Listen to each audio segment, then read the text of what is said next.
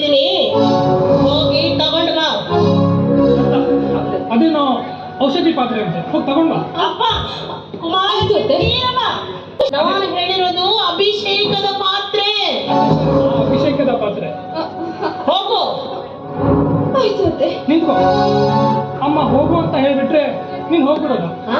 ಅಮ್ಮ ಅವಳು ದಾರಿ ಗೊತ್ತಿಲ್ಲ ಅಂತ ಕಾಣಿಸುತ್ತೆ, ನಾನೇ ಅವಳನ್ನ ಕರ್ಕೊಂಡೋಗಿ ದಾರಿ ತೋರಿಸ್ಬಿಟ್ರಲ್ಲ. ಅಲ್ಲಲ್ಲಲ್ಲಲ್ಲ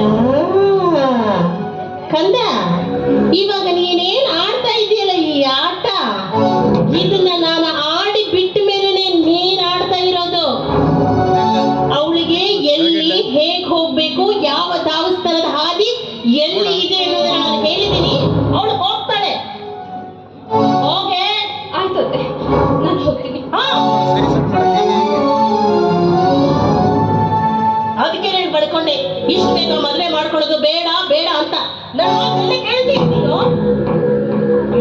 ನನ್ ಮದುವೆ ಮಾಡ್ಕೊಂಡಿದ್ದಕ್ಕೆ ಈಗೇನಮ್ಮ ಸಮಸ್ಯೆ ಆಗಿದೆ? ಏನಾಗಿಲ್ಲ, ಇದೇ ರೀತಿ ಹೆಂಡತಿ ಜೊತೆ ಹಾಡಿ ನಡೀತಾ ಇರು.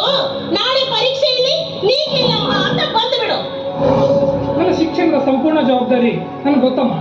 ಇದೇನಮ್ಮ, ಪ್ರತಿಯೊಬ್ಬನ ತಾಯಿಯು ತನ್ನ ಮಗ ಅವಳ ಸೊಸೆ ಜೊತೆ ನಲೀಲಿ ಅಂತ ಆಸೆ ಪಟ್ರೆ, ನೀನ್ ನೋಡಿದ್ರೆ ನಿನ್ನ ಕಡೆಗಣ್ಣಿನ ವಕ್ರದೃಷ್ಟಿ ಬೀಳ್ತಾ